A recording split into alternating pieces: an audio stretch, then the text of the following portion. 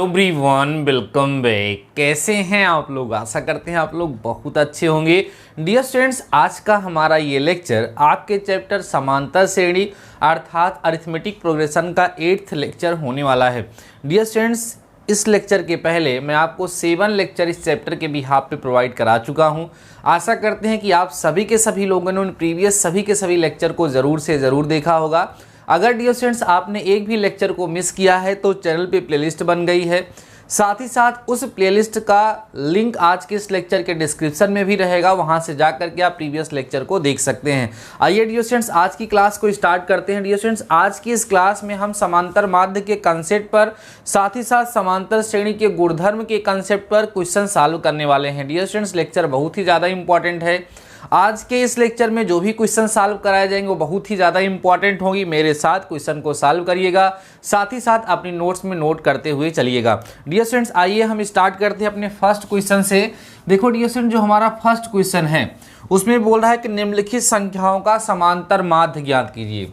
किनका किनका समांतर माध्य ज्ञात करना है? देखिए, पहला है डियर स्टूडेंट्स 8 और 16। ध्यान दीजिए, 8 और 16 का हमें समांतर माध्य ज्ञात करना है। जो सेकेंड है डियर स्टूडेंट्स, वहां पे बोल रहा है 3 होल 1/3 और दूसरा जो है वो 7 होल 1/3 का भी समांतर माध्य ज्ञात करना है। थर्ड में है डियर स्टूडेंट्स 1/x² और 3/x²। इसका भी आपको क्या ज्ञात करना है? समांतर माध्य ज्ञात करना है। आपको याद होगा कि समांतर माध्य निकालने का तरीका बताया गया था कि दोनों को जोड़ करके 2 से आपको क्या करना है? भाग देना है। तो पहली सिचुएशन का जब आप सॉल्यूशन करेंगे, पहले क्वेश्चन का आप यहाँ पे सॉल्यूशन करिएगा तो आप क्या लिखा लेंगे? समांतर माध्य। ध्यान दीजिए सभी लोग, समांतर माध्य है ना, जिसको हम लोग शॉर्ट में अरिथमेटिक मीन मीन्स AM बोलते हैं। तो क्या होगा? 8 + 16/2 सॉल्व करेंगे 24/2 होगा, मीन्स क्या आ जाएगा? 12 आ जाएगा। यही आपका क्या हो जाएगा डियर स्टूडेंट्स? आंसर हो जाएगा। ऐसे ही आप लोग क्या करेंगे? इसका सेकेंड पार्ट भी सॉल्व कर लेंगे, उसमें कोई डाउट नहीं है। इसको आप लोग 3 3 जा 9 1 10 10/3 लिखेंगे एंड इसको हम लोग 22/3 लिखेंगे। उसके बाद फिर दोनों को ऐड करके 2 से डिवाइड कर देंगे। हमें इन दोनों का भी समांतर माध्य अर्थात अरिथमेटिक मीन फाइंड हो जाएगा। अब आइए हम चलते हैं अपने थर्ड क्वेश्चन की तरफ। इसमें थोड़ा सा बच्चे कंफ्यूज होते हैं। लिखा है 1/x² + 3/x², मतलब कॉमा लगा दीजिए। इसका हमें क्या फाइंड करना है? अरिथमेटिक मीन फाइंड करना है, समांतर माध्य ज्ञात करना है। तो देखिए कैसे निकालेंगे इसका समांतर माध्य। ध्यान दीजिए डियर स्टूडेंट्स, इसका समांतर माध्य जिसको हम अरिथमेटिक मीन कहते हैं वो इक्वल होगा हमारा 1/x² + 3/x²। अपान में कितना कर दोगे? 2 कर दोगे। एलसीएम लेके सॉल्व करोगे इसको तो x² + 3x² अपान में ये देखो एलसीएम लेने की ज़रूरत नहीं, डिनोमिनेटर सेम है तो ऊपर आएगा 4/x² पूरे का /2।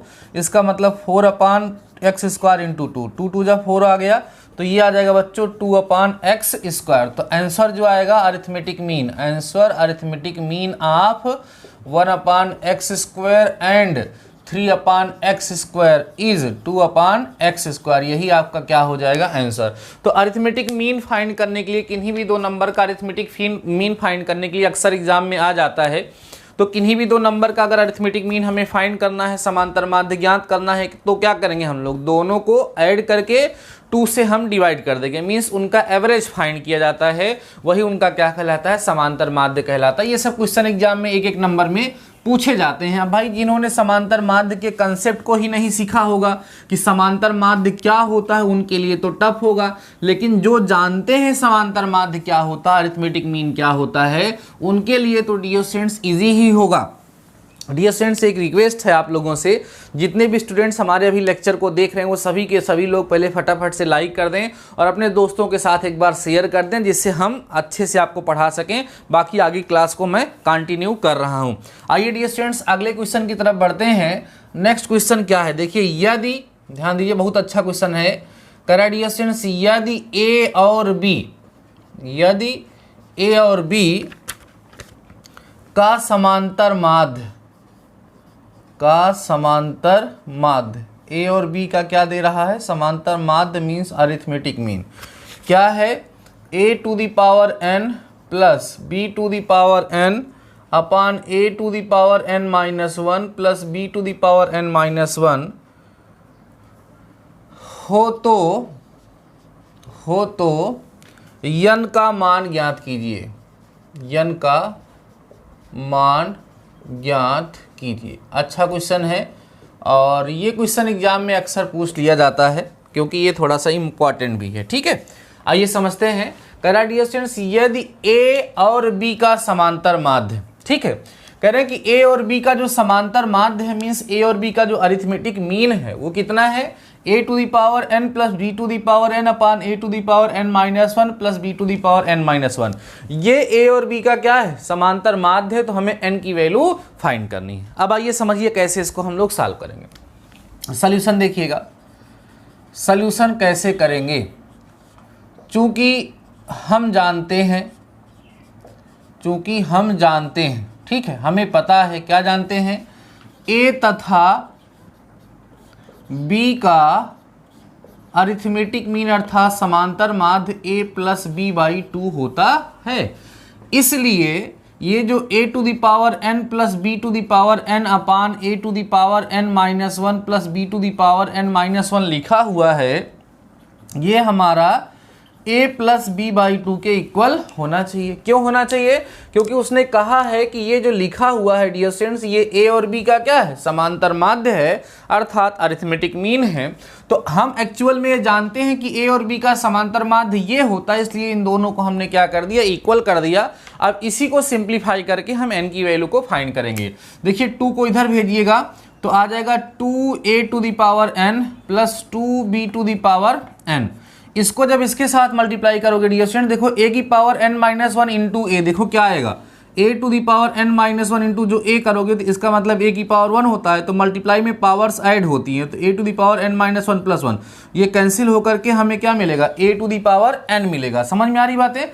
तो चलिए मल्टीप्लाई करिए, इज इक्वल टू इसको साथ करोगे तो a to the power n आएगा, प्लस इसको इसके साथ करोगे तो a to the power n minus 1 into b आएगा, फिर इसको इसके साथ करोगे तो a b to the power n minus 1 आएगा, फिर इसको इसके साथ करोगे तो b to the power n मिलेगा। ठीक है, अब एक काम करिए, जो एक तरह के हैं उनको एक तरफ ट्रांसफर करिए। 2a to the power n में से a to the power n subtract कर दीजिए तो यहाँ a to the power n बचेगा। 2b to the power n में से b to the power n subtract करो तो b to the power n बचेगा, इज इक्वल टू यहाँ बचेगा डियर स्टूडेंट्स a की power n minus 1 into b plus a b to the power n minus 1। समझ में आ रही है बातें? सिंप्लीफाई करते चलिएगा। This implies that a to the power n, इसको इधर ट्रांसफर करो, minus a to the power n minus 1 into b is equal to a b to the power n minus 1 minus b to the power n। इतना clear हो गया सबको? अब देखिए क्या करेंगे, इन दोनों में अगर आप ध्यान दो तो a की पावर n माइनस 1 कॉमन हो सकता है, तो यहाँ a बचेगा माइनस b बचेगा, यहाँ b to the power n minus 1 तो यहाँ भी a माइनस b बचेगा। अब ये दोनों टर्म डियर स्टूडेंट्स क्या हो गए, कैंसिल हो गए। क्या बचा आपके पास, a to the power n minus 1 equal बचा b to the power n minus 1। इसको डिनोमिनेटर में लेके आओ तो हो जाएगा a to the power n minus 1 upon b to the power n minus 1 equal to 1। समझते चलिएगा आप लोग ध्यान से। अब देखिए ये होगा आपका a upon b whole to the power n minus 1, और जहाँ 1 लिखा है इसको a plus a upon b to the power 0 लिखा जा सकता है, क्योंकि किसी की पावर 0 लिखते हैं तो उसकी वैल्यू कितनी होती है, 1। अब क्या करिए, आप घातों की तुलना कर दीजिए, लिखेंगे घातों की तुलना करने पर, है ना, कंपेयरिंग द पावर, क्या मिलेगा, n minus 1 equal to 0, therefore n is equal to 1, और यही डियर स्टूडेंट्स आपका क्या होगा, आंसर होगा। ये क्वेश्चन मोस्ट इंपॉर्टेंट है, कॉपी में अपने नोट करते चलिएगा। ये क्वेश्चन आप लोगों के लिए बहुत ही ज़्यादा इंपॉर्टेंट है, ये आपके एग्जाम में पूछा जा सकता है। आई होप ये क्वेश्चन आपको बेहतरीन तरीके से समझ में आ गया होगा। फटाफट से डियर स्टूडेंट्स इस क्वेश्चन को नोट करिए, देन हम लोग चलते हैं अपने नेक्स्ट क्वेश्चन की तरफ। ठीक है, देखो समांतर श्रेणी जो आपका चैप्टर है वो लगभग अब समाप्ति की तरफ है। इसके बाद हम लोग पढ़ेंगे गुणोत्तर श्रेणी, है ना। समांतर श्रेणी के जितने कंसेप्ट हैं, जितने प्रकार के क्वेश्चंस पूछे जाते हैं, वो सब मैं आप लोगों के साथ धीरे धीरे डिस्कस करता चल रहा हूँ। हो सकता है एक लेक्चर मुझे और लेना पड़े, नहीं तो ये चैप्टर समाप्त हो जाएगा। इसके बाद हम आपको गुणोत्तर श्रेणी अर्थात ज्योमेट्रिक प्रोग्रेशन डियर स्टूडेंट्स पढ़ाएंगे। ठीक है, आइए चलते हैं डियर स्टूडेंट्स हम नेक्स्ट क्वेश्चन की तरफ, जो कि हमारा है क्वेश्चन नंबर 3। करें 7 और 35, 7 और 35, 7 एंड 35 के बीच 5 संख्याएं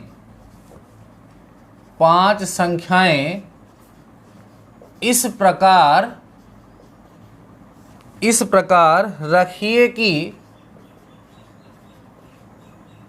प्रकार रखिए कि परिणामी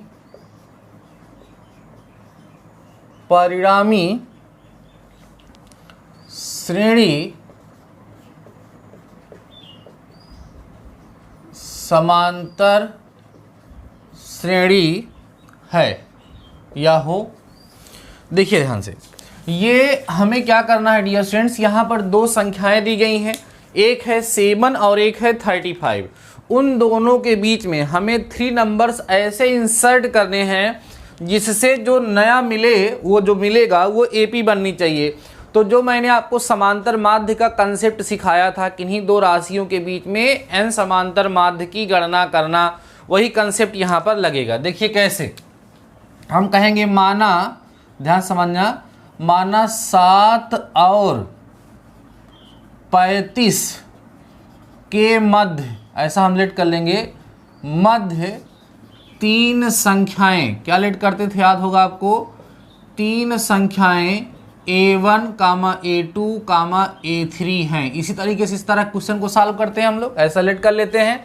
अतः ध्यान देना डियर स्टूडेंट्स, अतः क्या होगा, 7, A1, A2, A3, 35 are in AP, ये कहाँ होंगे, समांतर श्रेणी में होंगे।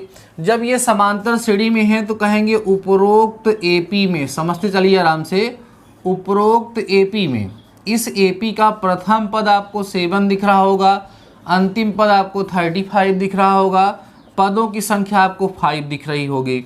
माना, लेट करेंगे, माना इस श्रेणी का सार्व अंतर, इस श्रेणी का सार्व अंतर हम लेट कर लेते हैं, कितना है डियर स्टूडेंट्स, D। और आपको पता है कि इस तरह के क्वेश्चन में सारा का सारा खेल किसका होता है, सार्व अंतर अर्थात कॉमन डिफरेंस का ही होता है। अगर सार्व अंतर मिल जाएगा तो A1, A2, A3 सबकी वैल्यू हम लोग फाइंड कर लेंगे। अब आप समझिए, नाउ अब L इज इक्वल टू आपको 35 गिवन है, L का formula A+n-1 into D is equal to 35 होता है। अब A की वैल्यू 7 हो गई प्लस n-1, n की वैल्यू कितनी गिवन है, 5, 5 - 1 into D is equal to 35। अब यहाँ हो जाएगा 4D, इसको ले जाकर उधर माइनस करोगे तो 28 आएगा, तो D इक्वल टू 4 से बन जा 7 चौके 28, D की वैल्यू कितनी आ गई, 7। और ये D की वैल्यू आ गई तो सारा काम हमारा आसान हो गया, D आ गया। अब आपको क्या चाहिए, A1, तो A1 क्या होगा, A + D होगा। तो A की वैल्यू आपके पास 7 है, D की वैल्यू भी 7 है, तो A1 जो है वो कितना आ जाएगा, 14 आ जाएगा। समझ में आ रही बच्चे, बोलो। अब ऐसे ही आप क्या निकालोगे, A2, तो A2 कैसे निकलेगा, A + 2D निकलेगा, तो A2 7 + 2 इंटू 7, तो A2 इक्वल टू 7 + 14, तो A2 की वैल्यू जो होगी वो कितनी मिल जाएगी, 21। इस तरीके से A2 भी मिल जाएगा। समझ आ रही बातें। फिर से क्या करना, A3 फाइंड करना है, तो हो जाएगा A + कितना D, 3D हो जाएगा।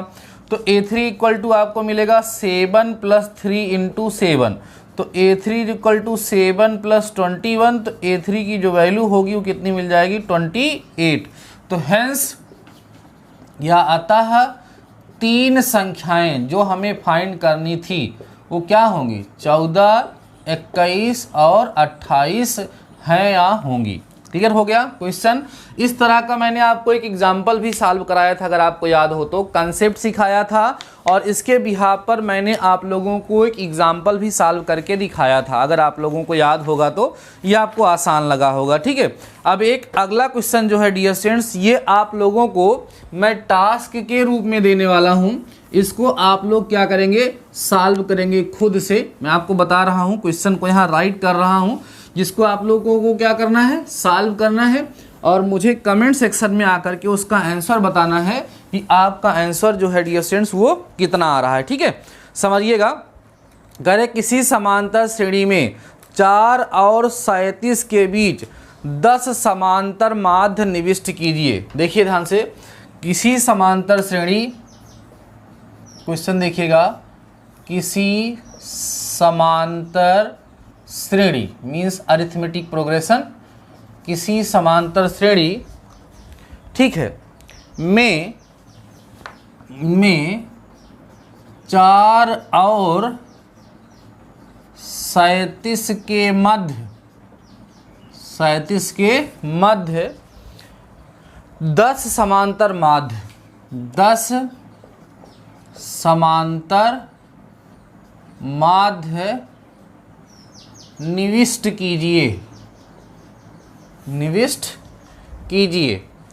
देखो ये भी सेम क्वेश्चन है डियर स्टूडेंट्स, बस वहाँ पर 3 माध्य पद निकालने थे, यहाँ पर 10 ज्ञात करने हैं। तो आप मान लेंगे ना, क्या कहेंगे, माना 10 माध्य पद क्रमशः A1 A2 A3 ... AN है, A10 है। तो इससे क्या होगा, इससे आपको मिलेगा कि अतः 4, A1, A2, A3 ऐसे ... A10, 37 R इन क्या हो जाएगा, AP हो जाएगा। अब इसका प्रथम पद 4 मिलेगा और अंतिम पद 37 मिलेगा, पदों की संख्या 12 मिलेगी। D आपको फाइंड करना होगा। जब D निकल जाएगा तो A1 = A + D कर लोगे, A2 = A + 2D कर लोगे, A3 = A + 3D and so on आप करते चले जाओगे, आपको सारी वैल्यू मिल जाएगी। तो आई होप डियर स्टूडेंट्स आप लोग इस क्वेश्चन को सॉल्व कर सकते हैं। तो इस क्वेश्चन को आप सॉल्व करेंगे, ज़रूर करेंगे और मुझे कमेंट सेक्शन में डियर स्टूडेंट्स क्या करना होगा, इसका आंसर आपको बताना होगा कि डियर स्टूडेंट्स इसका आंसर आप लोगों का कितना आ रहा है। इसी तरह के 2 क्वेश्चन और दिए हुए हैं इस बुक में, वो भी आप लोग करिएगा। देखिए ध्यान से, यहाँ पे क्वेश्चन नंबर 5 है जिसके 2 पार्ट हैं। ठीक है, इनको भी आप लोग समझ लीजिए। पहला पार्ट जो है डियर स्टूडेंट्स उसमें लिखा हुआ है 3/8 3/8 है ना, और दूसरा है 17/8 के मध्य, ध्यान रखना, के मध्य 6 समांतर माध्य स्थापित कीजिए या ज्ञात कीजिए। तो सेम प्रोसेस होगी, इसको भी आप लोग को सॉल्व करना है और बताना है आंसर कितना आएगा। अगला है डियर स्टूडेंट्स 19 और 5 है, इसके बीच में भी 6 समांतर माध्य निकालने। कितने? 6 समांतर माध्य पद आपको क्या करना है, ज्ञात करना है डियर स्टूडेंट्स, फाइंड करना है। उसके बाद इसमें कहा गया है श्रेणी के 2 मध्य पद ज्ञात करने हैं। अब देखो 6 निकालोगे तो 6 2 8 हो जाएगा, तो बीच वाला कौन होगा बताइए, चौथा और पांचवा। मीन्स चौथा और पांचवा आप लोगों से इसमें पूछ रहा है, सारा आपसे नहीं पूछा जा रहा है। एक काम करते हैं, इस क्वेश्चन को हम सॉल्व करते हैं और सॉल्व करके आपको दिखाते हैं कि क्वेश्चन को हम कैसे सॉल्व करेंगे। 19 और 5 के मध्य हमें 6 समांतर माध्य पदों की गणना करनी है और उसके बाद इसमें का 2 मध्य पद हमें बताना है कि 2 मध्य पद कौन होंगे। कौन है? 19 है और दूसरा नंबर कौन है डियर स्टूडेंट्स, 5 है, अर्थात 5 है। इसके बीच में सबसे पहले हम 6 समांतर माध्य पदों की गणना करेंगे, उसके बाद फिर देखेंगे कि हमसे क्या पूछा जा रहा है और उसको हम लोग फाइंड करेंगे। ठीक है, आप परेशान न होइए, समझते चलिए। कहेंगे माना क्या माना 19 और 5 के मध्य, ध्यान देना, मध्य 6 माध्य पद क्रमशः क्या लेट करते हो, A1 A2 ... A6 हैं। चाहे पूरा लिख लो चाहे ... लगा दो, सही है। अतः क्या होगा इससे, अतः 19, A1, A2 ... A6, 5 are in AP, यह समांतर श्रेणी में होंगे। अब आप बोलोगे इन एबव एपी, ऊपर जो एपी लिखा है उसका फर्स्ट टर्म 19 होगा, लास्ट टर्म 5 होगा, नंबर ऑफ टर्म्स 8 होगा। कैसे सर? दो टर्म्स आपके पास पहले से थे 19 और 5, है ना, इनके बीच में 6 टर्म्स और लाए गए हैं, तो 6 और 2 कितना हो गया? 8 हो गया, और हमें डी की वैल्यू यहाँ पर क्या करना है? फाइंड करना है। अब पहले आप मुझे ये बताइए कि इन दोनों को छोड़ दें हम, दोनों समान, तो 6 पद होंगे, 6 में आपका मध्य पद कौन सा होगा? 6 में 6/2 मतलब 3 और 4, मतलब A3 और A4 की वैल्यू आपको फाइंड करनी है। सही है, चलिए पहले मैं इसको देखता हूं। L = 15 होता है, तो L का फार्मूला होता है A + n-1 × D = 15। A की वैल्यू कितनी है? 19 है, n की वैल्यू आपके पास 8 - 1 × D = 15 है। सही है, A की वैल्यू 15 नहीं भैया, L5 है ना, L5 है, ठीक है।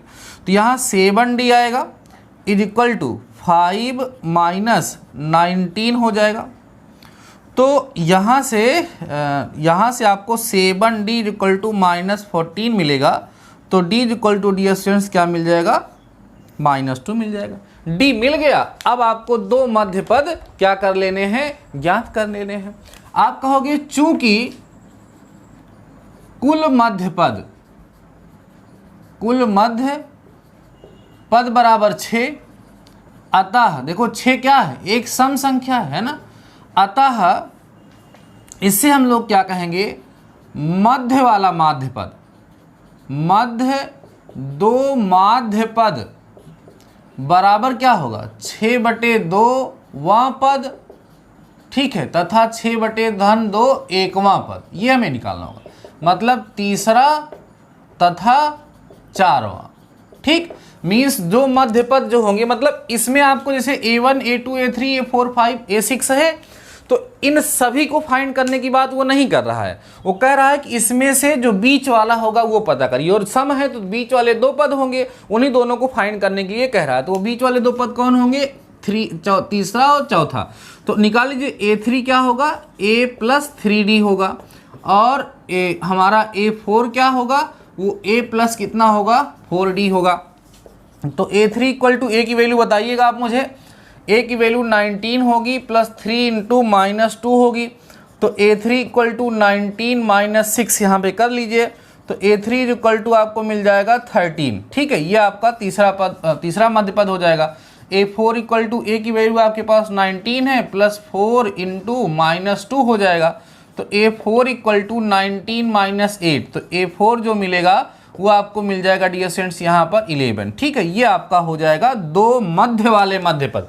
अब एक बात समझिए, कई बार बच्चों को ये कन्फ्यूजन होता है, लेकिन कन्फ्यूजन होगा कहाँ से? आपने टी से डिपेंड किया, कोई दिक्कत नहीं है। समझ में आ गई बातें? क्लियर हो गया? कोई डाउट तो नहीं है? ये क्वेश्चन डियर स्टूडेंट्स आप लोगों को बहुत ही बेहतरीन तरीके से समझ में आ चुका होगा। फटाफट से इस क्वेश्चन को आप लोग नोट करिए, देन हम लोग बढ़ते हैं डियर स्टूडेंट्स अपने नेक्स्ट क्वेश्चन की तरफ। ठीक है, एक क्वेश्चन मैं आप लोगों को आज सॉल्व कराऊंगा इस लेक्चर में, और बाकी इस लेक्चर को समाप्त करूंगा, और इसी लेक्चर के साथ मैं अब इस चैप्टर को भी समाप्त कर रहा हूं।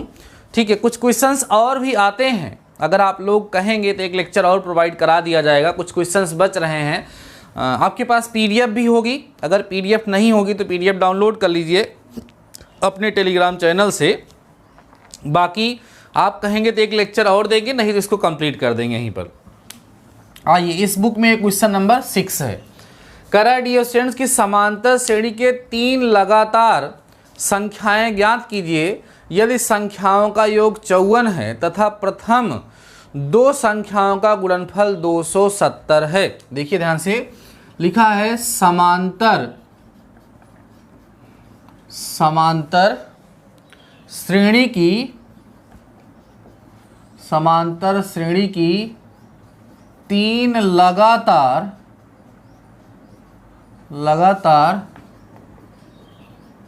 संख्याएं ज्ञात कीजिए। ठीक है, ज्ञात कीजिए यदि संख्याओं का योग यदि संख्याओं का योग 54 ठीक हो तथा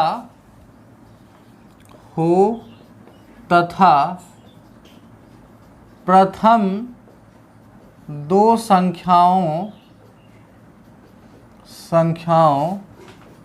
का गुणनफल 270 है, 270 है।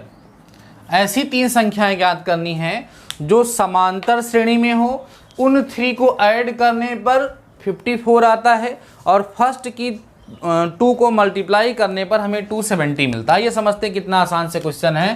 कहेंगे माना तीन संख्याएं, ध्यान देना, माना तीन संख्याएं a माइनस डी, a तथा a प्लस डी हैं। आपको याद होगा, आपको मैंने बताया था कि अगर आपको समांतर श्रेणी में तीन संख्याएं ज्ञात करनी है तो आप यही मानेंगे।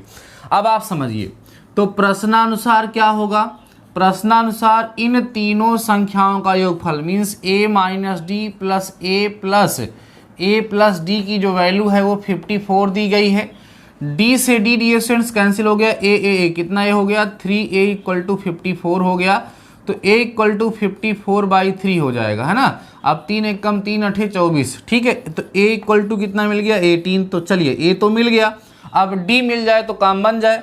अब देखिए पुनः फिर से देखिए, इसमें पहली दो का गुणा means a minus D into a, इसका गुणा कितना दिया गया 270 दिया गया है। तो देखिए a की वैल्यू 18 है, पुट कर दो, माइनस डी इंटू इस a की वैल्यू 18 है इक्वल टू 270 हो जाएगा। अब हमें क्या करना है डियर स्टूडेंट्स, d की वैल्यू निकालनी, समझ चलना। 18 minus d is equal to 270, 270/18, ठीक है। कितनी बार जाएगा देखो, 18 एक कम 18, अगर इसको काटे पहले 1 2 से काट ले, 2 9 18, 2 एक कम 2, 2 3 6, 2 5 10, ठीक है। अब इसको अगर हम काटना चाहें तो 9 एक कम 9, ठीक है, और 9 5 45, ये आ जाएगा आपका, आएगा बच्चों 18 5 90, 18 एक कम 18, ठीक है, सही है। 15 आ जाएगा, तो 18 माइनस डी इक्वल टू 15 हो गया, तो 50 यहाँ पर आएगा, तो 18 माइनस 15 इक्वल टू डी आ जाएगा। मीन्स डी की वैल्यू जो मिलेगी डियर स्टूडेंट्स वो कितनी मिल जाएगी 3। अब देखिए ए और डी मिल गया, ए और डी मिल गया। आप लिख देंगे अतः संख्याओं को क्या क्या हमने लेट किया था, संख्याएं हमारी लेट की गई थी a माइनस डी, a और डियर स्टूडेंट्स क्या लेट की गई थी a प्लस डी, हमारी यहाँ पे संख्याएं लेट की गई थी। तो a की वैल्यू कितनी आई है 18 और d की वैल्यू 3, ठीक है। ये फिर हो गया यहाँ पर 18, फिर क्या हो गया 18 और प्लस में कितना हो गया 3 हो गया, तो यहाँ आएगा 15, फिर आएगा 18 और फिर कितना आएगा डियर स्टूडेंट्स यहाँ पे 21 आ जाएगा। ये हमारी तीनों संख्याएं होंगी और यही हमारा आंसर हो जाएगा। ये ऐसी तीन संख्याएं हैं जो कहाँ हैं, समांतर श्रेणी में। देख लीजिए यहाँ पे 3 3 का डिफरेंस चल रहा है ना, तो ये समांतर श्रेणी में भी है। इन तीनों को जब ऐड करोगे तो आप देखोगे आपको 54 भी मिलेगा, और ये प्रथम दो को, इन दोनों को अगर आप मल्टीप्लाई करेंगे तो आप देखेंगे डियर स्टूडेंट्स कि आपको 270 भी यहाँ से प्राप्त हो जाएगा। तो आपको हम बता दें डियर स्टूडेंट्स कि ये जो क्वेश्चन हमने आपको बताया ये मोस्ट इंपॉर्टेंट क्वेश्चन है, बहुत ही ज़्यादा इंपॉर्टेंट है। इस तरह के क्वेश्चंस आपके एग्जाम में बहुत पूछे जाते हैं। आपको समांतर श्रेणी के जब हम गुण पढ़ा रहे थे, प्रॉपर्टीज ऑफ अरिथमेटिक प्रोग्रेशन जब मैं आपको पढ़ा रहा था, वहाँ पर मैंने आपको सिखाया था कि अगर आपको समांतर श्रेणी में 3 संख्याएं माननी होंगी तब क्या मानेंगे, 4 संख्याएं माननी होंगी तब क्या मानेंगे, 5 संख्याएं माननी होंगी तब क्या मानेंगे। ये सारी चीज़ें हमने आप लोगों के साथ डिस्कस करी थी। आई होप आपको सारे के सारे टॉपिक याद होंगे और इस क्वेश्चन को समझने में आपको किसी प्रकार की कोई समस्या नहीं हुई होगी। डियर स्टूडेंट्स, आज के इस लेक्चर में मैंने आप लोगों को कुछ क्वेश्चन टास्क के फॉर्म में प्रोवाइड कराया है। उन क्वेश्चन को आप लोग ज़रूर से ज़रूर जो है सॉल्व कर लीजिए। अगली बात ये है डियर स्टूडेंट्स कि अगर आपके पास अभी तक बुक नहीं हो पाई है तो फर्स्ट ऑफ ऑल मैं आपसे ये कहना चाहूँगा कि आप बुक परचेज़ कर लीजिए। मान लीजिए अभी आपके पास कुछ प्रॉब्लम्स हैं, फाइनेंशियल प्रॉब्लम है, आप बुक नहीं परचेज़ कर पा रहे हैं, तो मैंने अपने टेलीग्राम चैनल पर बुक की PDF सेंड करी है फर्स्ट चैप्टर की, जो मैं इस समय पढ़ा रहा हूँ। उसको आप लोग वहाँ से डाउनलोड कर सकते हैं। बाकी जब सेकंड चैप्टर मैं स्टार्ट करूँगा तो उसको मैं वहाँ पर सेंड कर दूँगा। अगर आप लोगों ने अभी तक टेलीग्राम चैनल को नहीं ज्वाइन किया है तो आप टेलीग्राम पे सर्च कर सकते हैं DD मैथमेटिकल सॉल्यूशन, आपको अपना टेलीग्राम चैनल मिल जाएगा। या मैं आज की इसी लेक्चर के डिस्क्रिप्शन में आपको टेलीग्राम चैनल का लिंक भी दे दूंगा, वहाँ से भी जा करके आप अपने टेलीग्राम चैनल को ज्वाइन कर सकते हैं और वहाँ पर अपनी PDF को डाउनलोड करके अपनी क्लास को आप कंटिन्यू कर सकते हैं। डियर स्टूडेंट्स, आज के इस लेक्चर में जो कुछ भी पढ़ाया गया वो आपको कितना समझ में आया, कैसा लगा? अगर आपको सारी चीज़ें समझ में आई हैं, कहीं किसी प्रकार की कोई प्रॉब्लम नहीं है तो अपने दोस्तों के साथ ज़रूर शेयर करिएगा। वीडियो को अभी तक लाइक नहीं किए हो तो लाइक कर लीजिएगा। बाकी डियर स्टूडेंट्स, आज के इस लेक्चर में बस इतना ही। मिलते हैं नेक्स्ट लेक्चर के साथ, तब तक लिए शानदार रहिए और पढ़ते रहिए।